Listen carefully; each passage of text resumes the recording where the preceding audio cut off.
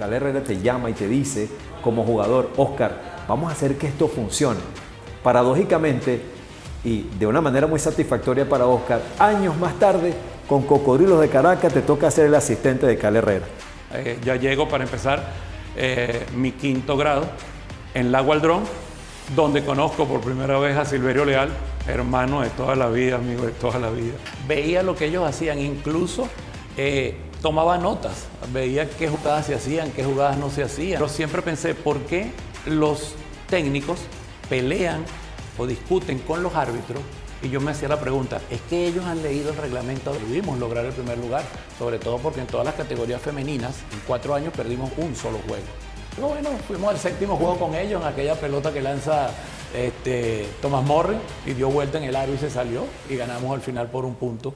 Por 2 puntos le ganamos el último juego y fuimos campeones. Porque Shepard es histórico, pues es obvio que para ese momento estaba adelantado a su época.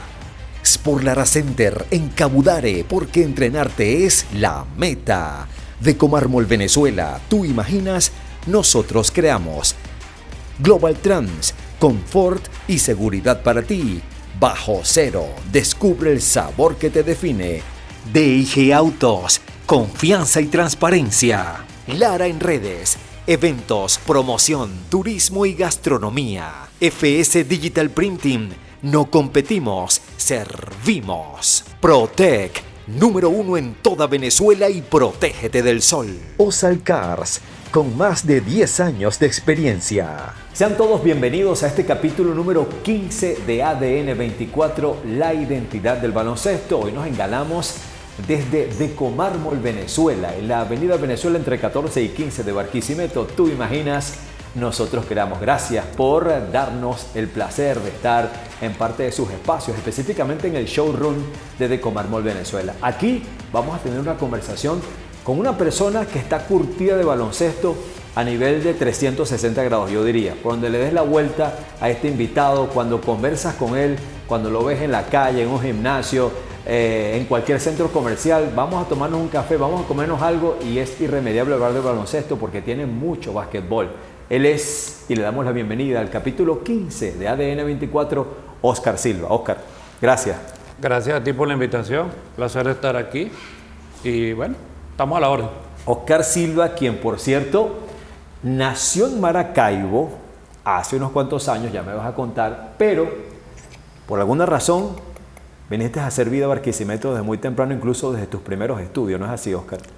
Sí, yo nací en Maracaibo, pero vivíamos en Ciudad Ojeda y mi mamá le estaba pegando ya mucho el calor, había tenido unas crisis muy fuertes, eso fue un tiempo antes de que mi papá ya estuviera a punto de jubilarse, él trabajaba en la Creole, y cuando se jubila, bueno, se pensó siempre en venirnos a Barquisimeto, que era mucho más fresco porque el calor, uno de los problemas de la atención de mi mamá era por el calor, y tuvo unas crisis bastante feas, y bueno, hubo la decisión de venirnos, obviamente, como comentábamos fuera del set, en aquel momento, y eso lo saben todos los que pasaron esa historia, nosotros llegamos aquí y aquel calor inmenso que había en el Zulia, uno aquí caminaba, yo vivo en Fundalara, y caminamos al llegar a la casa al mediodía, y después uno se veía que estaba en negro, pero era porque uno caminaba tranquilamente porque todavía había neblina, la neblina estaba abajo y había mucho frío en esa época aquí en Barquisimeto. Ya llego para empezar mi quinto grado en La Gualdrón, donde conozco por primera vez a Silverio Leal, hermano de toda la vida, amigo de toda la vida. Y bueno, a partir de ahí ya empecé a hacer vida aquí en Barquisimeto. ¿Cómo cambian las temperaturas y el clima en la ciudad cuando van creciendo? ¿No es así? Yo tampoco sabía que en Barquisimeto en los años 60 y 70 se percibía la neblina de una forma como le tocó hacer a Oscar. Oscar, ¿desarrollas estudios entonces profesionales acá mismo, universidad, previa a tu etapa de lleno en el mundo del básquetbol? Sí, bueno, de todas maneras el básquetbol yo creo que llegó y me enamoré del deporte en general. Yo siempre estuve muy ligado al deporte en general. Cuando salí graduado de quinto año, a temprana edad, a los 15 años, ya me gustaba, yo corría, tenía un grupo que conformamos, no como los de ahora actualmente, que ya son más sofisticados. Los running. Y teníamos un grupo de más o menos mismo grupo etario y empezamos a correr. Yo les inculqué un poco y les empezó a gustar. y hacemos carreta de ida a Yaritagua y regresar. Claro, fuimos de menos a más. Era más que todo porque me gustaba y preguntaba mucho sobre cómo se llegaba a eso, o sea, la forma de entrenamiento, y siempre me llamó la atención. Luego ya con el tiempo salí del bachillerato en la técnica y bueno, tercer año, porque el quinto año, el cuarto y quinto año lo hice en el Villavicencio, y cuando entro al Politécnico, ya yo antes jugaba basquetbol, y en unos torneos que se habían hecho en Fundalara, yo había jugado con el equipo de Fundalara contra equipos del Politécnico, que estaba Pedro Cancara en esa época, ya estaba Diego Vázquez, también de muy larga historia en el baloncesto, entrenador, y me preguntaron, ¿tú qué vas a estudiar ahora? No, voy para el Politécnico. A partir de ahí ya me inmiscuí más directamente, porque antes de eso pasé un periplo, yo creo que de unos 3, 4 años en el voleibol, que me ayudó a mejorar mi salto. Pero siempre yo preguntaba, o sea, ¿cómo mejoramos el salto? Yo buscaba a los entrenadores. Siempre me llamó eso la atención, a pesar de que estaba estudiando, era electrónica en el Politécnico. Y es más, cuando salí del quinto año, yo tenía asignada una beca Gran Mariscal de Ayacucho, pero era para estudiar ingeniería en Estados Unidos, y como era muy joven en el momento, mi mamá dijo, no, usted no va para allá. Entonces, yo creo que fue la mejor decisión que tomó en su momento. Siempre lo que nos pasa es lo mejor, así lo he considerado siempre. Y por eso, bueno, seguí en el Politécnico, hasta que en el Politécnico hubo problemas, hubo huelgas, si se acuerdan en el 80 y tanto, y de ahí fui a estudiar matemática a la universidad. Entro a la universidad, pero ya para cuando eso, yo estudiaba en la universidad, pero ya yo estaba dando ciertos pasos en lo que era el entrenamiento de baloncesto. Pero antes de eso, Oscar, por la época, por tu tamaño, tenías alrededor de 20 años o menos, más o menos como casi 1,90 es tu estatura, ¿no? Yo me imagino que, sobre todo en esa época, jugabas interno, te tocaba jugar en la parte de abajo. Entonces llega un momento donde wow, no terminas de desarrollar un poco más, por eso quizás te interesó el tema del salto, para extender un poco más tu carrera dentro del básquetbol como jugador activo. Sí, la condición física, que era la carrera, y el salto para mejorarlo, obviamente. Y ya por ahí en los años al principio, incluso estaba Gualdoneira con una selección del estado, y me invitó a que estuviera ahí, pues ya me habían visto jugando pues, en los diferentes espacios, todavía no en el Politécnico, pero aquí hubo, no sé si alguien se acuerda, pero que lo sepan, que aquí hubo un nacional de adultos que se jugó en una cancha que se puso en la Plaza de Toros que existía allá abajo, de Patarata más abajo, donde está ahorita el complejo ferial.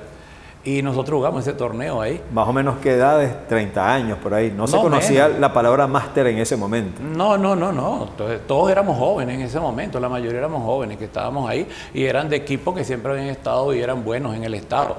Ya ahí estaba gente como siempre aquí, que la historia siempre fue aquella rivalidad que había entre la Sucre, que era Silverio Leal, y Bararida. No, y el Politécnico. Disculpe, el Obelisco, que era Giovanni Fraino. También Bararida tuvo su momento, porque hubo muchos que estaban en el momento. Y se jugó ese nacional que se jugó ahí. Fue bastante interesante y bonito esa experiencia. Bueno, fue estudiando matemática al final en la UCLA, del cual incluso, tengo que decirlo, porque me faltaron 3 materias por la Universidad Nacional Abierta, creo que eran 3 materias en el momento, pero ya yo estaba trabajando como entrenador. Y ya en ese momento, o corrígeme, ya en la cabeza de Oscar Silva decía, no va a ser como jugador entonces. Comenzaste a mezclar ambas cosas. Tengo por aquí en la producción que desde 1980 comenzaste incluso a prepararte con clínicas y congresos, tomando en cuenta esa decisión que ya estabas por tomar. Sí, en el 74 empieza la liga especial. Ya yo la veía por televisión, me llamó mucho la atención, veía lo que se hacía aquí, veía lo que ellos hacían, incluso tomaba notas, veía qué jugadas se hacían, qué jugadas no se hacían, porque siempre me llamó la atención, me gustaba. Además, yo se lo dije a mi mamá, si termino la carrera universitaria, ok, está bien, porque usted quiere hacerlo, pero yo quiero ser entrenador. Obviamente en ese momento no pensé en estudiar educación física, aunque bueno, hay que aclarar que un profesor de educación física no es siempre el entrenador. Hay entrenadores que no son profesores de educación física, como es el caso mío. Y hay muchos profesores de educación física que no llegan a ser entrenadores. Exactamente. Pero es simplemente, obviamente, todo el conocimiento científico, toda la parte que te da la carrera de educación física o las diferentes ramas ahorita de lo que es la preparación física en las diferentes, porque no se llama educación física de repente en la Universidad Andrés Eloy Blanco, pero que hay diferentes nombres, pero te va a dar todo el conocimiento científico que te ayuda a prepararte mejor como entrenador. Obviamente eso yo lo hice a través de los cursos, como tú dijiste, son, no sé, entre congresos, clínicas, cursos, no sé, son más de 100. Son más de 100, contabilizarlos todos, no sé, porque un día me puse a revisar todos esos papelitos que te daban y está llena una maleta de esos papelitos. Entonces son muchas horas académicas que vi, pero sí me llamó mucho la atención y lo digo porque fue muy interesante que hubo una vez que pasamos una semana encerrados, mañana, tarde y noche, en Maracaibo, en el Instituto Panamericano de Educación Física, donde vino un entrenador que en ese momento estaba con Duke y vino un preparador físico, que era el preparador físico en una universidad en Washington, pero Washington State, no en DC. Y fue muy interesante, eso fueron casi 18 horas diarias metidas ahí, por decir algo, quedaba el poquito de comer y el de dormir. Y como ya ayudaba a las traducciones, aprendí mucho porque además me la pasaba con ellos. Y así pues me pasó después muchos cursos que venían extranjeros, yo los ayudaba en la traducción y obviamente me aprovechaba de eso porque pasaba mucho más tiempo con ellos conversando y aprendiendo, porque era siempre el interés, ya que aquí no había la carrera como entrenador. O sea, yo entro en el 90, antes del 90, ya yo estaba en el Colegio de Entrenadores de Venezuela, pero ya no existía eso como existía al principio, que hubo un tiempo que se graduaron muchos entrenadores por la Escuela de Entrenadores que trabaja con el IND, algo así. La mayoría de los amantes de este deporte, Oscar, en algún momento determinado, independientemente el curso de su carrera en un principio, que primero es jugador activo, aunque sea como se conoce popularmente a nivel de Caimán, hasta llegar a competir en las categorías, todas las que existen para representar al Estado. Cuando tienes mayor talento puedes llegar a representar al país también. Y se mezcla como el caso de Oscar, pero a casi todos también, experimenta aunque sea poco el tema del arbitraje y con Oscar también sucedió. Sí, siempre me ha gustado porque yo pensé que cuando iba a ser entrenador, en mi época cuando iba entrenador, si se ubican en el tiempo, así como tú dices, de los 80 hacia acá, uno andaba solo. O sea, era el entrenador, no había un fisioterapeuta, no había un preparador físico. Entonces, yo hice cursos de vendaje, hice cursos de preparación física, pero siempre pensé, ¿por qué los técnicos pelean o discuten con los árbitros? Y yo me hacía la pregunta, ¿es que ellos han leído el reglamento a veces? Porque muchas veces, o generalmente el árbitro tenía la razón en esa época. Entonces yo decía, no, yo me puse a leer mi reglamento. Y desde esa época leo el reglamento, todavía tengo el reglamento actualizado ahorita, con el cual me guío. Porque además, y disculpa que te taje, es importante, porque de ahí tú puedes tomar muchas cosas que te benefician y que puedes utilizar específicamente en el juego. No, y que lo vemos en diferentes ligas del mundo con el respeto que se merece cada uno de los directores técnicos cuando se acercan y le preguntan al árbitro, pero tal cosa, y el árbitro, que es el conocedor de las reglas, como tú bien dices, le refresca. Me imagino que el librito lo tienen todos ellos aquí. Lo hiciste con la UCLA, con los Juegos Nacionales de Veterinario. Ahí estuviste trabajando. Sí, hubo unos Juegos Nacionales de Veterinario y no me recuerdo bien qué fue lo que pasó en el momento. Sé que faltaba personal técnico porque había un grupo de árbitros específicos de aquí y me invitaron a ayudar porque sabían que yo manejaba el reglamento, que había estado y que además en muchos juegos anteriores, sobre todo en aquella liga metropolitana, a veces una que otra vez uno ayudó en el arbitraje.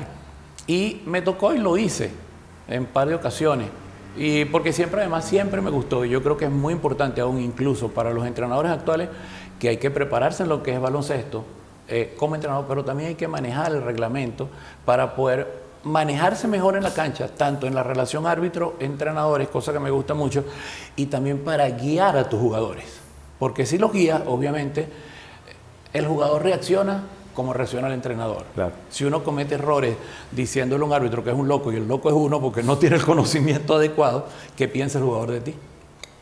Y me voy un poquito más allá, sin ánimos de caer en profundidades ni mucho menos. Y qué bueno incluso que los dueños de equipo pudieran conocer los reglamentos y todas estas cosas. Pero esa es otra cosa, no nos metamos en esa profundidad, por favor, Oscar, esa es otra cosa.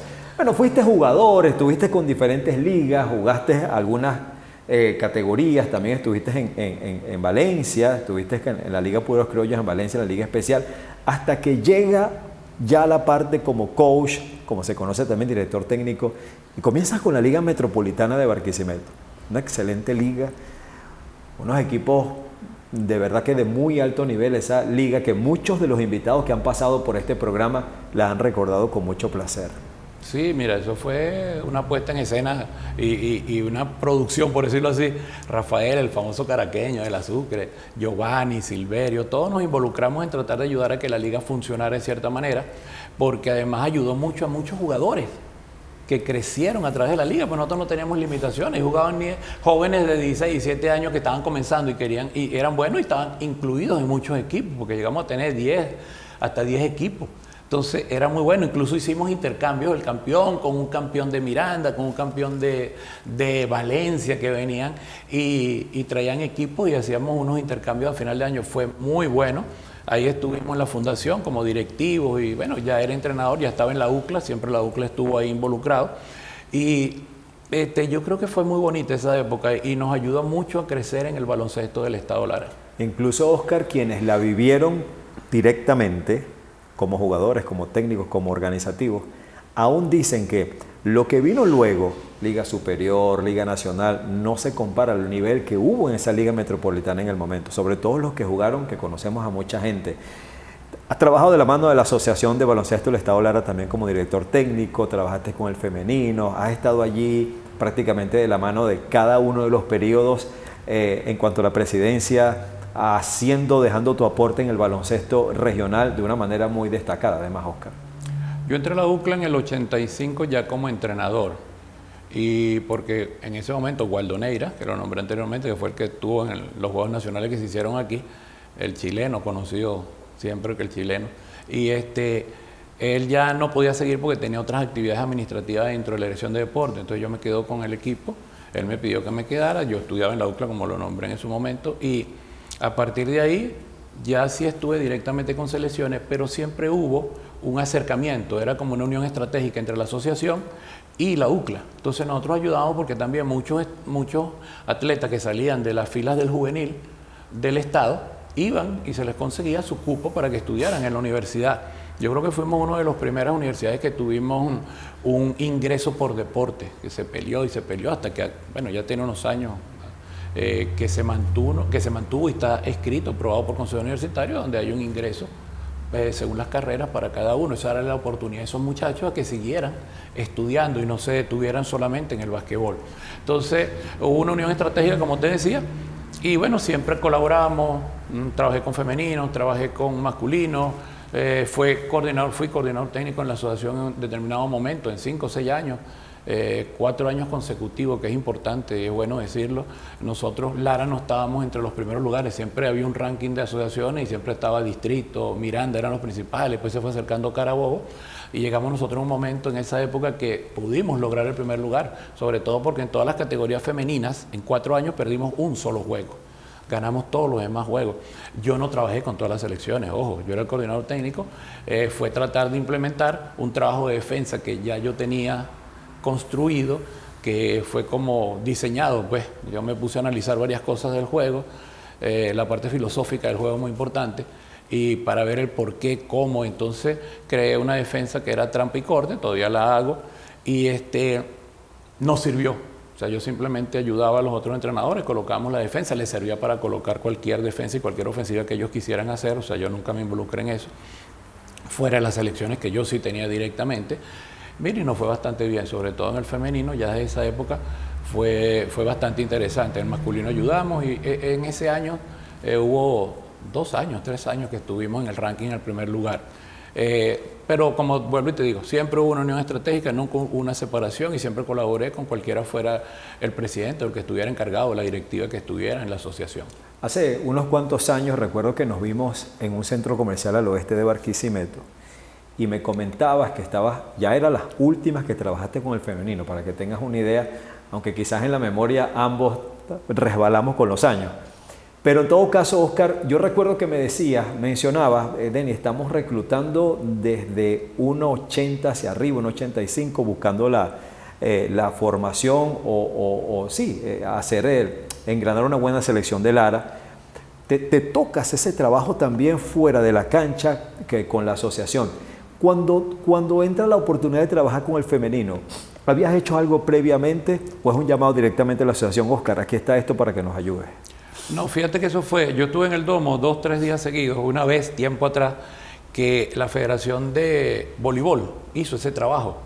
Entonces había una medida que les estaban pidiendo a los muchachos de 12 años, de 13 años, según los grupos etarios, pedían algo y hacían lo básico, los remates, los saltos, y medían a las personas. Y me llamó mucho la atención, porque el voleibol lo estaba haciendo, obvio. El voleibol comenzó con aquellas selecciones permanentes que estaban en el IND, y el voleibol creció mucho, pues tanto masculino como femenino en esa época.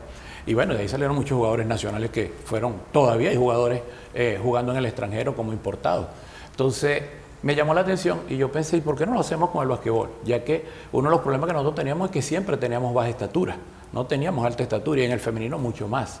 Entonces, más que todo, cuando ya yo estoy con la selección, en el 2016, cuando fueron los Juegos Olímpicos, nosotros, yo propuse hacer un plan de altura.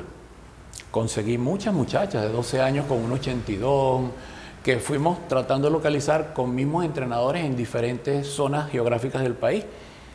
Incluso habían unas jugadoras, en ese momento tuvo problemas el voleibol femenino y creo que iba a salir de allá, y algunas jugadoras querían venir a jugar basquetbol. Y teníamos un grupo como de 23 muchachas, de 1,80 hacia arriba. Eso lo traté de vender varias veces también en Lara, tratamos de conseguir atletas más altas, pero en el momento no tuvo el apoyo total, no de la asociación, sino bueno, alrededor, pues hubo como ciertas trabas. Entonces allá, ya cuando teníamos todo listo, en ese momento el ministro que estaba encargado tuvo que irse a Brasil antes del tiempo y no logró firmar y aprobar lo que era el alojamiento y la comida. El alojamiento lo teníamos porque era en el Poliedrito, pero la comida no la firmó, entonces tuvimos que parar eso y dejarlo ir hacia atrás. Ahí ya no pudimos hacer más nada. Ya yo en el 2017 fuimos a Argentina y ya yo me separé un poco más también por el trabajo en la liga profesional. Y bueno, ya vinieron otros tipos de inconvenientes externos que no nos permitió seguir ya con ese trabajo que traíamos desde el 2012, estando yo al frente, 2011.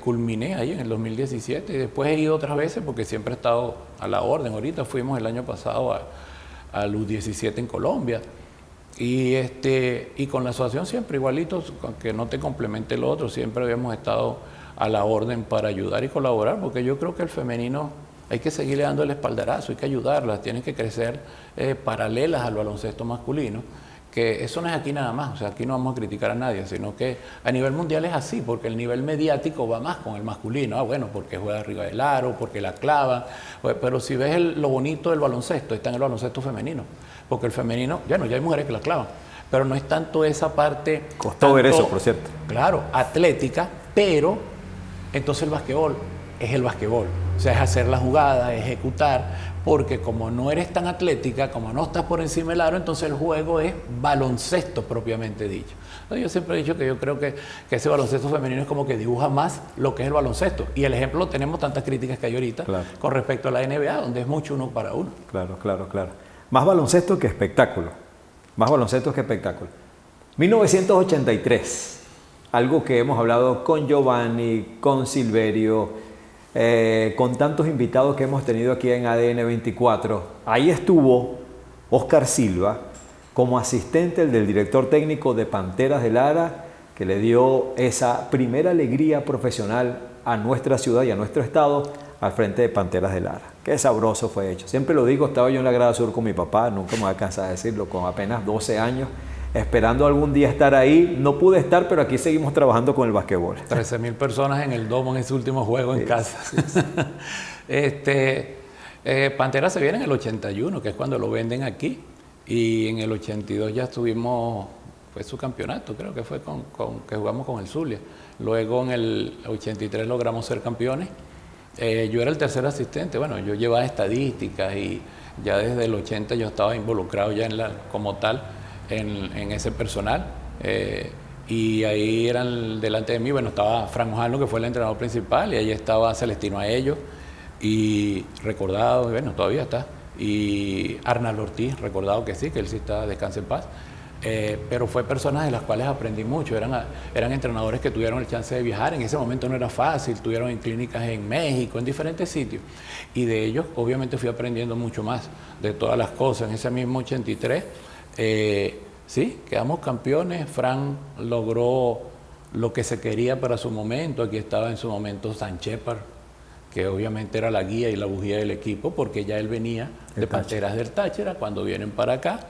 Y él se queda, era la bujía y era el capitán del equipo realmente.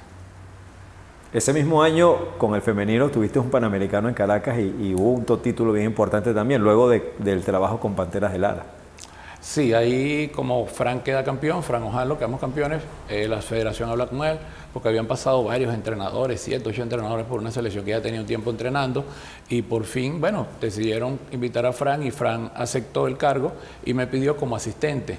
Entonces yo fui con él como asistente y también, bueno, estaba la parte que ya estaba trabajando con él, conocía más o menos su forma de pensar, su filosofía, y además que hablaba el inglés para ayudarlo en las traducciones. Entonces, se nos dio, hubo el problema intermedio. En el camino la mamá de Fran se enfermó, muy grave. Él fue y pensaba volver, no pudo volver. Ahí yo me quedé con la selección, seguimos entrenando y bueno, logramos fuimos a los Panamericanos. Esa vez no se clasificó porque eran juegos en Caracas. El equipo iba a participar de una vez. Fuimos a casi una previa que se hizo, una preparación en Puerto Rico y bueno, y volvimos y fue el primer triunfo de una selección femenina en unos Panamericanos. Se le ganó a Puerto Rico por 1 punto con 2 tiros libres de Nancy Areú, muy conocida en el estado. Lara estuvo en Fundela. Y habían varias jugadoras de aquí, ahí estaba Meléndez Rosa, estaba Yolimar, bueno, algunas y en su momento importante. Y obviamente creían que todos los equipos nos podían pasar por encima, no lo hicieron. Canadá creo que nos ganó por 12 y así, Estados Unidos nos ganó, no fue por 50, ganó por mucho menos. Entonces fue bastante interesante esa experiencia porque ya era basquetbol internacional, era otro tipo de ver el juego, otra forma de ver el juego, pero creo que me nutrió mucho porque además lo que hicimos, lo que se puso en las prácticas, los ejercicios, todo no funcionó, implicaba que sí, iba por el buen camino como entrenador. Un triunfo muy importante que, Oscar, hay que decirlo, se celebró muy poco, por cierto. Tema, lo que hablabas del femenino, de diferencia. Seguiste trabajando con la selección de Lara, masculino y femenino, campeón juvenil, hasta que en 1990 llega esa gran oportunidad, o más que gran oportunidad, si continúa Oscar cosechando los éxitos. Quiero decir que a Oscar, hago un paréntesis, lo conozco de algunos años, y hay mucha disciplina en su trabajo, y hay que decirlo, Oscar me caracterizó por reconocer a las personas en vida, sobre todo su trabajo. Recuerdo alguna vez, antes que hablemos de Cardenales o Bravos de Portuguesa, más recientemente tuviste la oportunidad de ser el director técnico de una iglesia a la cual yo asistía. Recuerdo que jugamos en Caudar, estaba Carlitos Rodríguez, que era de nuestra iglesia también, y ahí sentimos todo este equipo de la iglesia, cómo Oscar desarrolla la filosofía de la disciplina y el orden, la obediencia dentro de lo que es un tablocillo de basquetbol, y eso nos hizo pues tener algunos éxitos como tal. Entonces, por eso lo recuerdo, ¿no? Y lo subrayo y lo traigo a colación. En 1990, el éxito que venía hilvanando como DT se plasma con Cardenales Bravos de Portuguesa, aquel gran equipo de Cal Herreras y David Díaz que le gana en la final a Marinos. Tremendo juego, tremenda final, muy buen basquetbol, y ahí estaba Oscar Silva. Sí, después del 83, en el 84, bueno, ya no volvió Fran al equipo, aquí a Lara.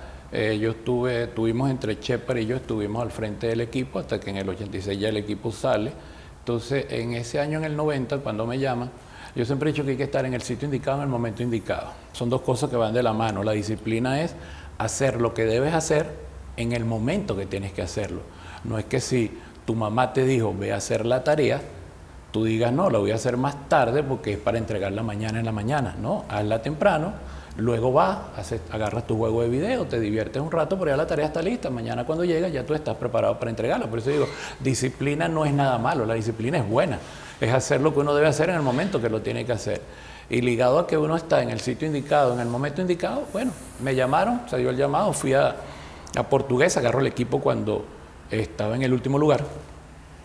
Cuando lo tomamos hicimos un análisis de lo que queríamos, de lo que no teníamos, cambiar a algunos americanos porque no estaban funcionando los que estaban anteriormente y sacar cuentas, matemáticas. Teníamos que ganar 12 juegos de los últimos 13 para lograr clasificar, meternos entre los 4. Entonces no era una tarea fácil. Acababa de llegar Carl saliendo de universidad, todavía estaba saliendo de su universidad, venía aquí y aquí iba a estar para luego de aquí fue al Real Madrid, fue cuando fue a España. Él siempre se acuerda de esa historia, la cuenta porque yo creo que para todos nosotros que estuvimos ahí, que lo vivimos, fue muy importante. Eso es lo que es ganar 12 juegos seguidos y decir, clasificamos y era, bueno, contra tantos males que podíamos tener en su momento y situaciones, pero siempre hubo el apoyo del público. Eso hay que agradecérselo, siempre lo agradeceré al pueblo de Guanare. Es más, luego de eso, soy hijo adoptivo de Guanare porque nos lo entregaron por alcaldía. Y fue muy bonita la experiencia. Ganamos esos 12 juegos seguidos. Logramos, el asunto era Quakeríes, que era el contrario en su momento más directo, porque estaba Trotamundos, que venía de ser 3 veces campeón y 2 veces campeón suramericano de clubes, y el otro era Marinos en su momento. Entonces ellos no querían jugar con Trotamundos, que era el que estaba en el primer lugar, sino que querían que nosotros quedáramos en el 4.º lugar. Si clasificamos iba a ser por el 4.º, de modo que teníamos que ir a semifinal con Trotamundos y ellos iban a semifinales con Marinos. Yo decía, mira, siempre es bueno, lo que dije anteriormente, lo mejor es lo que nos pasa, y yo creo que si le ganamos al que se supone, entre comillas, o en teoría que es el más fuerte, deberíamos tener más chance entonces en el otro cruce. Entonces eso fue lo que se nos dio. Nosotros jugamos 6 juegos con ellos y le ganamos. Creo que en ese momento Quakeríes perdió 4 juegos con Marinos y fuimos a la final con Marinos. Mucha gente pregunta dónde fue la clave. Yo siempre dije, el primer juego que jugamos contra Trotamundos allá en su casa, la primera mitad nos ganaban por 20 y al final perdimos por 9. Y mi única charla con los muchachos fue, le ganamos a este equipo, 3 veces campeón, 2 veces campeón suramericano, le ganamos por 11 puntos la segunda mitad. En el primero no hicimos lo que se pidió, lo que teníamos planificado. En el segundo lo hicimos. No tenían que esperar que yo formara un lío que formé. ¿Te quedó más remedio? No me quedó más remedio. Incluso le hablé muy fuerte a los americanos. Después me disculpé con ellos, igual que Carl. Carl me agarró y me dijo, tranquilo, Oscar, vamos a hacer que esto funcione. Y hicimos lo que teníamos que hacer y ganamos. Entonces de aquí en adelante debemos ganar. Y así fue. Al otro día ganamos 2 juegos en casa, perdimos el otro, donde en ese momento Camagüey me dijo, mira, por decir, Triponcito, te vamos a ganar hoy y en casa no me vuelves a ganar. Y fuimos al 6.º juego allá y le ganamos allá el 6.º juego y así pasamos a la final. Fue muy bonita, es una historia bien interesante porque fuera de basquetbol es de vida. Luego fuimos a esa final con Marinos, donde Marinos ya se decía que era la famosa frase, el eslogan que ellos tenían, el equipo de los 90. Obviamente tenían a Gabriel, tenían jugador NBA, tenían aquel grande Stan Mejiu que había tenido experiencia también, jugador que en todas partes... Anthony Mason no estaba en ese equipo. No todavía, creo que llega en el 94. Sí, en todo eso, los importados de ellos habían estado en todas partes del mundo. Nosotros estábamos con Chucky Beckton, acaba de salir de universidad, y con Charles Williams, que había jugado con nosotros, que era un grande que medía, si acaso 2 centímetros más que yo en su momento, pero era tipo muy inteligente y nos ayudó mucho en el juego. Obviamente, contra Trotamundo fue tanta la marca que le hizo Manuel Méndez Manolo Méndez. Sí, a la Pantera Rosa, que le partió la nariz, se la partió él. Olesmí a Manolo y lo perdimos para la final, pero mira, fue chévere. Nos basamos únicamente en las características de cada quien, en conocer a Chepa, ¿verdad? Y luego fuimos allá, hicimos prácticamente las mismas cosas, las características. Ya cuando eso nosotros hacíamos scouting, pero que era de otra manera, no había la tecnología de ahorita. Como yo digo, esos juegos ya no se ven y salieron en Betamax, los tenía yo y los pasaba a otro que era un VHS para poderlo pasar, porque en aquel momento ese Panasonic era de última generación y me los pasaba cuadro a cuadro. Entonces yo podía ir analizando qué hacían los otros equipos. Y era muy interesante hacer eso, por eso te digo que es una historia bien chévere. y bueno, que la transitamos y luego, bueno, fuimos al séptimo juego con ellos en aquella pelota que lanza Thomas Morris y dio vuelta en el aro y se salió y ganamos al final por 1 punto, por 2 puntos le ganamos el último juego y fuimos campeones. Para los chamos que están viendo ADN 24, vamos a aclarar la palabra Betamax. Era una cajita en donde se guardaban los videos, incluso las películas, antes de llegar el formato DVD, CD, todas estas cosas, memorias, MP4, era en Betamax. Una caja, había un aparato, tú lo metías en la caja y podías ver tus películas y ellos revisaban como scout de esa manera las jugadas de los juegos anteriores. Ya vamos a entrar en el 2019, todo ese periodo, porque quiero que me des tu experiencia, o por lo menos tu mirada en cuanto viste Liga Especial.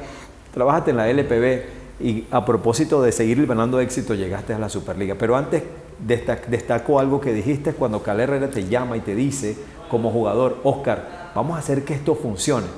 Paradójicamente y de una manera muy satisfactoria para Oscar, años más tarde con Cocodrilos de Caracas te toca ser el asistente de Calé Herrera. Oye, qué simpático, ¿no? Sí. Creo que formamos un buen vínculo. Todo ese grupo, ahí estaba David Díaz, Diego Vázquez, bueno, muchos de los jugadores que todavía uno se consigue y se da un abrazo de salud. Melquiades. No, Melquiades no estuvo con nosotros en ese momento. Con Pantera. Pero creamos un vínculo de unión. Fuimos realmente, tú sabes que todos pedimos tener una familia en cada equipo para poder lograrlo, porque siempre es la mejor química que puede haber. Familia donde somos hermanos, nos ayudamos, te caíste, yo te ayudo a pararte. Entonces, nosotros creamos realmente ese vínculo en 1990 y nos reconocemos y nos vemos en todas partes como hermanos. Entonces, hubo un vínculo bastante que formamos ya de esa época. Car venía de jugar en más alto nivel, pues en primera división en Estados Unidos, en Houston. Y bueno, estaba listo para irse para el Real Madrid en España, también un equipo que está entre los primeros. Entonces, creamos eso. Creo que hice bien mi trabajo por el reconocimiento de él también. Es obvio que tenía la experiencia de haber estado en otros sitios. Y hicimos una muy buena amistad. Ya después, siempre que hablábamos y conversábamos, ojalá y alguna vez tengamos la oportunidad de trabajar juntos. Él estuvo 5 años allá en Gigante. Yo siempre estuve trabajando con otros equipos. Y bueno, se nos dio la oportunidad, él nos llamó porque también en el primer año también quisimos que estuviera Diego Vázquez, no se pudo estar, vino para la segunda parte.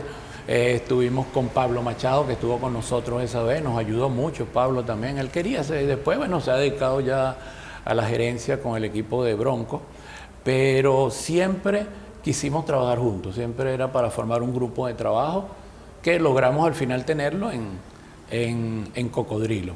Y fue muy interesante, bastante buena la experiencia que vivimos. Seguimos pensando igual, él ahorita viene a dirigir, va a estar con Spartan, ya yo tenía el contrato para volver a trabajar con Llanero y por eso no pudimos volver a reunir al grupo, pero siempre está ahí el chance y la oportunidad de que podamos trabajar. Como él mismo me lo dijo un momento, si tú eres el entrenador, yo soy tu asistente, si yo soy el entrenador, tú eres mi asistente, no hay ningún problema primero porque nos conocemos, sabemos lo que manejamos ambos, y nos ayudamos. Oscar, viste mucha Liga Especial, trabajaste con la LPB y en la transición de la Superliga, ahí está Oscar Silva. ¿Alguna diferencia positiva de resaltar en cuanto al avance del baloncesto venezolano, antes de hablar de Guayqueríes, que tú puedas comentar? Mira, la Liga Especial hizo un trabajo, hizo que creciéramos todos, como entrenadores y los atletas. Se empezaron a formar mejores selecciones nacionales, empezaron a salir mejores jugadores, en todo sentido, en manera individual y de trabajo de equipo. Yo digo que antes, y lo he dicho muchas veces, sin ser peyorativo ni atacar a nadie, soy profesional era como decir, juego y me pagan, cuando comenzamos. Después pasamos a que, el EPB, incluso ya terminando, es profesional. No, te pagan por lo que tú aportas. O sea, si eres un médico, tienes que saber operar, tu especialidad manejarla. Si eres cualquier otro profesional en cualquier área, eres mecánico, tienes que saber dónde va el tornillo que tienes que quitar y dónde lo puedes poner. Entonces, si tú eres basquetbolista, tú tienes que estar preparado físicamente, mantenerte no es solamente para los 3-4 meses de la liga, sino que prepararte continuamente y mejorar todas tus habilidades individuales. Me acuerdo yo que cuando llegó Gabriel, llegó Luis Jiménez, llegó Armando, se incorporó con nosotros terminábamos las prácticas a las 7 de la noche, algo así. Nosotros salíamos de ahí a las 9, después que terminábamos de trabajar con ellos, los lanzamientos, mejora tu lanzamiento, haz el trabajo, haz esto. Y salíamos tarde, ya eran jugadores que venían, se sabía que tenían un potencial muy grande porque además les gustaba trabajar. Entonces, yo creo que la LPB ya fortificó eso, pues ya no te pago igual. Incluso yo sé de equipos que le dijeron a más de un jugador, mira, yo te estoy contratando a ti, tú me llegaste, te voy a pagar 2 bolívares mensuales, pero yo te voy a pagar tus 2 bolívares mensuales, que es bastante dinero en este momento, para que tú me des lo mejor de ti. Entonces implica que yo no te voy a empezar a pagar estos 2 bolívares mensuales hasta que tú no te prepares. Entonces le decía, mira, tú te vas a ir todos los días a las 6 de la mañana con el preparador físico para la pista tal, y cuando tú llegues a la forma física adecuada, entonces te empiezo a pagar los 2 bolívares. Cosa que, ok, dejó de hacerse, pero ya en este momento, decimos hoy, los mejores jugadores, no los mejores jugadores, hasta los juveniles saben que tienen que entrenar todo el año. Claro. Creo que eso se ha aprendido desde categoría 14, 15 años. Incluso buscan cómo mejorar. A veces son los mismos representantes, que es muy importante el apoyo del representante, de papá y mamá, cuando lo llevan a las escuelas, pero que le buscan un entrenador personal. A veces la gente se ríe, bueno, pero le está buscando un entrenador personal al hijo, ¿y será que va a ser otro Jordan? No, pero, epa, estás en baloncesto, te está enseñando que tienes que seguir estudiando, te enseña disciplina, te enseña a relacionarte con el entorno que tienes, porque además niños que empiezan a salir desde jóvenes, no estás encerrado en tu casa, estás en un entorno donde todos se apoyan, donde te vas a ayudar. Entonces es importante que ya desde temprana edad los niños están entrenando por su cuenta. Obviamente no todos pueden hacer pesas de temprana edad, pero si ayudan, hay entrenadores personalizados, como hay muchos ahorita en todo el país, aquí mismo en Barquisimeto, Liendo, Eduardo. Entonces, que los ayudan a que eso sea realmente un hecho. Entonces, eso obviamente a la larga va a determinar que vamos a tener un mejor atleta. Yo creo que siempre se fue creciendo. Un punto importante ahí es que la LPB, está bien, logró eso, pero hay que recordar que tuvimos 14, 17 años, algo así, de Liga Nacional de Baloncesto, que cuando terminaban la LPB o la especial, iban a jugar otra liga, que se mantenía, prácticamente se jugaba que alguna vez se llamó superior. Exacto, 8 o 9 meses al año. Entonces, ¿qué pasaba? Te obligaba al atleta a mantenerse y a seguir mejorando para poder estar. Yo creo que realmente en ese momento fue donde mejor y fue el despegue realmente de las selecciones nacionales. Porque los atletas se mantenían más, no era solamente los que tenían la oportunidad de haber ido a estudiar a Estados Unidos, de repente que estaban jugando uno que otro por fuera, destacando que el primer importado que tuvimos en Venezuela fue Tulo, que fue a jugar como importado en Argentina. Y eso ayudó a que eran 8 meses del año, y eso sí fue realmente lo que yo creo catapultó nuestras selecciones a mejores. Luego, bueno, se paró la Liga Nacional, hubo, como tú dices, todos estos cambios, hasta que llegamos a la Superliga. Y yo creo que lo más importante de la Superliga fue mantener la actividad. Hubo muchas críticas, que si 20 equipos, que si eran menos, está bien. Pero hubo la actividad al menos 3, 4, 5 meses al año, que se podía mantener. Y donde muchos muchachos jóvenes entraron y se hicieron profesionales que ahorita actualmente los estamos viendo destacando. ¿Hace cuánto comenzó eso? En el 20, apenas 4 años atrás. Implica que ha ido poco a poco, claro, logrando sus éxitos. Entonces yo creo que ese cambio fue el cambio de pensar realmente que eres profesional, a ser profesional, a estar 8 meses en actividad continua y formar parte de una selección donde mejoramos. Entonces es como, yo creo que es algo que es lógico simplemente, donde quiera que haya equipo de liga profesional, siempre hay más interés por los chamos porque están pensando y viendo hacia arriba. A la vez en Venezuela hubo más equipos, hubo más gente entrenando, bueno, y pensaba en ir al relevo de la selección nacional. Yo creo que ha habido un solo relevo, el primero que, fuimos campeones de América, y este otro grupo que está de salida, pero no necesariamente todos están de salida porque simplemente tengan una edad. Hay algunos que todavía, considero yo, si en una cancha entrenan junto con los relevos, es obvio que el relevo hay que tratar de utilizarlo, pero también hay jugadores que si se mantienen y están haciendo lo mejor que el relevo, le va a servir al relevo para entrenar con ellos e ir subiéndolos poco a poco. Es mi consideración, no estoy hablando con respecto a nada específico, sino que en general, porque siempre es de menos a más. Yo creo que increciendo siempre las cosas van a ir mejorando. A nivel personal así me pasó a mí, fui creciendo, fui mejorando.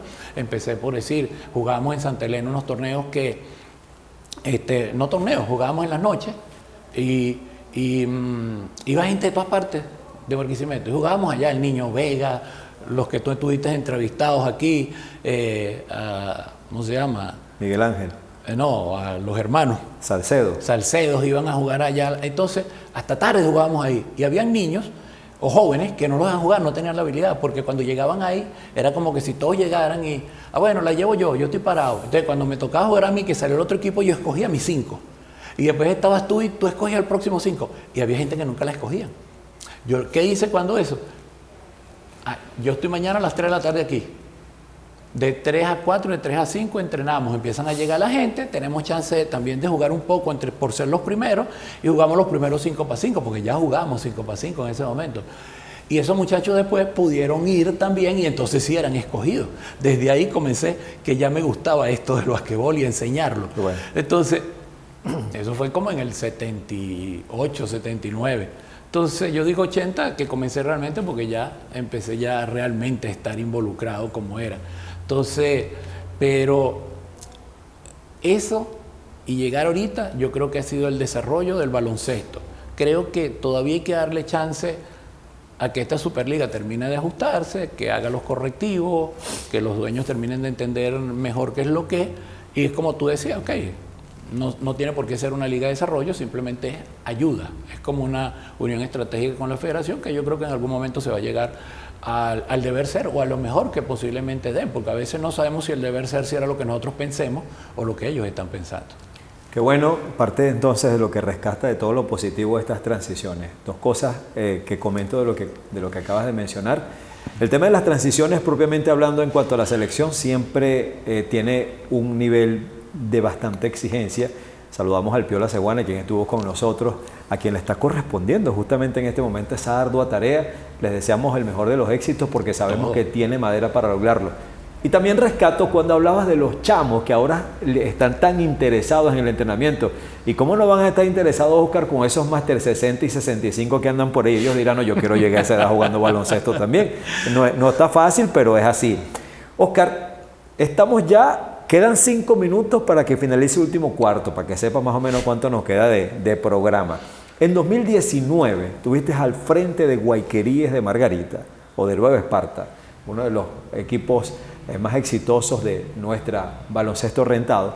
Y no solamente quedaste en el tercer lugar, sino que previo, cuando termina la ronda eliminatoria para los premios, fuiste premiado como el coach del año. Sí. La Copa LPB. Lo cual agradezco. Sí, ese fue el último torneo de LPB que se dio, que fue la Copa LPB. Agradezco el premio, siempre lo he agradecido a los que me escogieron en ese momento. El equipo, además, creo que ese fue el año sí que fuimos invictos en casa y quedamos en tercer lugar. Clasificamos entre los 4, fuimos a un cruce con Trotamundos, perdimos con ellos, perdimos ahí, perdimos 2 importados, no teníamos 2 importados, era de 3-2 y me quedé con uno solo en la cancha y bueno, Trotamundos nos ganó, eso no es excusa, simplemente nos ganaron. Pantera jugó con el otro cruce con Guaros y Guaros jugó al final la final con Trotamundos, que gana Trotamundos y nosotros logramos el tercer lugar ganándole a Panteras y mira, fue una experiencia también bastante interesante. El formato era diferente, se jugó un poco más seguido porque era una copa y jugar esa final allá era como un Final Four, lo que se denomina ahorita eso, pues una final de los 4 mejores. Y eso, el título, bueno, entrenador, como yo siempre lo dije, en su momento también lo dije, eso, como dicen en general, a los entrenadores no les gusta ahorita que se diga mucho, pero tenía muy buenos jugadores que me ayudaron, teníamos una muy buena comunicación con los jugadores y ellos dieron lo mejor que podían dar cada uno y bueno, llegamos hasta ahí. Nos faltó esa ayuda de los 2 importados que no tuvimos en el apoyo ahí para jugar ese semifinal. Pero en general estuvo bastante bien. Comentabas lo de Daniel. Todos los entrenadores venezolanos estamos, yo creo que le pesamos, porque vamos detrás de él empujándolo, que las cosas le salgan muy bien. Siempre van a ser nuestros mejores deseos para que las cosas funcionen como tal. Y sí, como tú dices, el logro mayor de un atleta es llegar a la selección nacional, mantenerse. A partir de ahí tienes una vitrina, te ven, puedes jugar en el extranjero, puedes mantenerte activo mucho más tiempo, puedes producir para tu familia. Entonces, creo que eso es importante. O sea, en el 2016, 17 y 19, cuando tuve a Guayquería, estuve un intermedio que me sirvió también para ir a dirigir en Ecuador, donde fuimos subcampeón y subcampeón femenino, ya había estado con la selección, y luego clasificamos entre los 4. También ellos tenían 20 equipos en ese momento, en el masculino. Llegamos a estar entre los 4 semifinal, no pasamos de ahí. Pero yo creo que es para todos, por eso decía que no solamente el nivel de los jugadores, el nivel de los entrenadores ha ido creciendo y muchos entrenadores han ido creciendo. O sea, cuánto tiempo dilatado estuvo Suani, Daniel, con entrenadores importantes, con el Che, y es saber, o sea, todos los días aprendemos algo nuevo. El asunto es tener la vista en el sitio donde está para uno descubrir que es eso algo nuevo. Entonces yo creo que Daniel siempre fue un estudioso, también preguntaba, se veía y obviamente mira todo lo que se ha convertido. Y así creo que han pasado varios que se han ido convirtiendo, porque hay que recordar que, como decía al principio, no había una escuela de entrenadores en ese momento, porque se cerró en su momento, ahorita se está retomando, cosa que es muy bueno hacerlo por la federación. Entonces basabas mucho todo en la experiencia. Pero no todos los que tuvieron la experiencia de repente la aprovecharon al máximo. Entonces hay muchos que se fueron quedando por el camino, pero el que quiso y aprendió y quiso ir más adelante a aprender, yo creo que la experiencia es lo más importante. Todavía en España hoy en día ellos tienen el curso 1, el curso nivel 2 y el curso nivel 3, dura no sé cuántas horas, no es mucho tiempo, 3, 4 meses, el último. Ok, en el primero, para hacer el segundo, no tienes que tener aprobado el primero, sino que es una enseñanza inicial. Pero para el segundo, que es el tercero, que es nivel 3, que te permite dirigir a nivel de los equipos de profesionales, tienes que tener aprobado el 2. Pero también basa mucho en la experiencia. Porque muchos de esos entrenadores están pasando por los clubes, que es lo mismo que en nuestras escuelas de baloncesto, donde trabajan con clubes, y ya desde chamo también están dirigiendo categorías menores, y van subiendo y van creciendo. Yo creo que es importante tratar de ir matando esas etapas, de dirigir a los menores, poderlos entender, poderlos ver, porque eso además te enseña cómo tratar con ellos y cómo vas a tratar con el adulto luego. Entonces, en estos días, por cierto, me tomo un poquito el tiempo de una experiencia muy, muy agradable que tuve. Fui porque la escuela de Silverio, que está ahorita en la Sucre, me invitaron y trabajé con el grupo joven, trabajé con los 3 grupos, que fue muy interesante. Era como tratar de que entendieran lo que estaba diciendo a un grupo que tenía me llegó un niño hasta de 8 años, creo que tenía, o 7 años, era el menor, hasta los 12 años. Después trabajé con un grupo de 12 a 14, después trabajé con el grupo 15, 16 y 17. En la misma tarde lo hicimos continuo, un poquito ronco quedé, pero agradable esa interacción, porque era ver, bueno, cómo ataqué a los niños. O sea, yo mismo, a mí me gusta verme desde arriba, así como estoy aquí, tengo a mí mismo yo viéndome qué estoy diciendo, y porque aprendo, pues, es aprender de los niños, aprender de las cosas que realmente tenía tiempo que no hacía, pero que me pareció bien interesante. Yo creo que siempre debemos darnos una vueltica por una escuela, verlos, así sea ver al entrenador que está en su momento, verlo entrenar, porque además nos lleva en el tiempo a cosas que hicimos. Es como dice el dicho, que a veces conversamos con un amigo, así como dices tú, tenemos tiempo, y me recuerdas el momento en que trabajamos con el grupo de la iglesia, de tu iglesia, y cuando uno hace eso, hablando con un amigo y pasando el tiempo atrás, es como que si uno se sitúa en ese momento otra vez. Entonces, son experiencias que son interesantes para uno aprender de uno mismo. Hay un profesor español de primaria que dijo esto, y lo voy a citar, él se llama José Antonio Fernández Bravo: aprender a enseñar desde el cerebro del que aprende cuando habla con los niños. Y eso me marcó, es muy interesante, y creo que es parte de lo que tú estás diciendo con las palabras de Óscar Silva. Óscar, mencionabas brevemente la experiencia con Car y con Diego en el 2022 con Cocodrilos. Yo tuve que llamar a Óscar para que me diera un reporte bien rápido en ese momento para los medios donde estaba, porque viviste esa parte de Cal Herrera cuando le dio lo que le dio un juego en la final contra Trotamundos. Bien delicado, ¿no? Un desmayo, todo fue un desmayo, una baja de tensión. Se le hicieron todos los exámenes, el equipo atacó todo, Cocodrilo se encargó bueno, pasó 2 días metido entre una clínica y la otra, le hicieron todos los chequeos, los exámenes, no tenía ningún daño de ningún tipo. Fue en su momento, de repente la presión más que todo de estrés, como se dice ahora, aunque uno puede decir que ese fue un E5, E6 o 7, porque fue bastante alta que lo tuvo. Entonces, pero nada que fuera, por decir, físico, pues que estuviera en él. Fue momentáneo, reaccionó y pudimos continuar el juego. Él pudo continuar con la actividad. Y un susto para todos, los que estaban allí y los que estábamos viendo por televisión. Sí. Más nunca le ha pasado nada ni parecido ni nada. Y bueno, creo que no le va a pasar más nunca. Llegas a Llaneros, el año pasado incluso pasaste a la siguiente ronda y perdieron justamente con el equipo local, con Guaros de Lara. Ya finalizando, ahora todavía, fue recientemente ratificado Oscar Silva como el DT del equipo llanero. Ya finalizando, Oscar, ¿habría un momento en tu larga y exitosa carrera que pensaste como que me equivoqué, la cosa no era por aquí? No, nunca, porque como te comenté, más bien empecé en la educación formal, en lo que era electrónica y era matemática, pero nunca abandoné el baloncesto, siempre estuve ahí en la parte deportiva, porque en los principios fue como te dije, correr, aprender de cómo debía correr, luego entré en el voleibol, vi el voleibol, cómo mejorar mi salto, y bueno, en el 74, graduándome de bachiller, yo estuve en una clínica en el Napoleón Rodríguez que vino a dar Paco 10. Ya desde esa vez ya yo estaba asistiendo a clínicas de baloncesto, porque me gustó y cuando lo empecé a ver en televisión, que comenzó la liga en 1974, me llamó mucho la atención y yo creo que, no sé, a primera vista no fue, pero sí me enamoré de la actividad desde un principio. ¿El mejor jugador que has dirigido? No está fácil.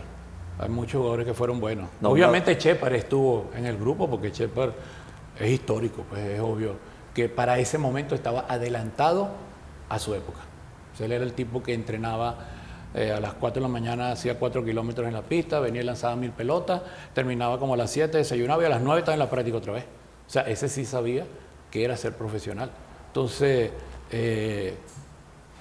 obviamente después todo lo que hizo, pues, su salto de ser extranjero a ser nacional y lograr todo lo que se logró con la selección nacional, creo que fue muy importante. Obviamente hay muchos jugadores, creo yo, en el camino, pero como él. ¿Qué le falta a Oscar Silva? Todos los días aprendo algo nuevo, todos los días me siento en la computadora, como decía Elon Musk, y lo dijo también en su momento Bezos, pero Elon Musk, que no está con él en lo que es computación, por decirlo de una manera, dice que a veces hay páginas en las que tú puedes entrar y vas a aprender mucho más que lo que aprendes en 5 años en una universidad, lo vas a aprender ahí. Hay mucha información siempre y cuando uno la sepa buscar, uno vaya a las distracciones, que hay demasiadas también, hay muchas páginas que te presentan distracciones y que hasta se te meten porque tienen la forma de hacerlo, de hackearla. Entonces, todavía sigo aprendiendo, todos los días aprendo, porque si tú no estás al día en el baloncesto y no ves las cosas nuevas, antes yo decía cada 5 años, ok, se jugaba con un solo piloto, NBA por decirlo algo, y luego se jugaron con 2. Pero llegó un momento en que aparece un tal Magic Johnson que hacía todo. Era 1, era 2, era 3, era 4, que hubo un cuádruple doble que hizo cuando se lesionó Karim y él hizo hasta de pivo. Entonces, ahora bueno, volvimos a que ya hubo un momento en que se vivía de los shooting guard, que eran los que son lanzadores específicamente en el puesto 2. Ahora se ve mucho el lanzamiento de 3, pero ya no son especialistas, ahora tienen que hacer todas las cosas. O sea, ahora Curry es piloto, es 2 y hasta pueden ser 3 en determinados momentos. Que cambia, bueno, que su tamaño para marcar que cada vez los 3 son más grandes. Si tú no estás al día, los mismos jugadores que se mantienen al día, o sea, te sorprende eso, que es lo que digo que ha ido creciendo el jugador. Los jugadores también se meten en internet, también revisan, también se ayudan para hacer su preparación. También tienes tus redes sociales. Y si tú no estás al día, la relación con el jugador no va a ser la mejor. Te va a decir, profe, pero no diga eso porque eso no es así. Entonces, no, si tú no te mantienes al día, no te puedes mantener como un entrenador, así como tú dices, después de tanto tiempo, mantenerte.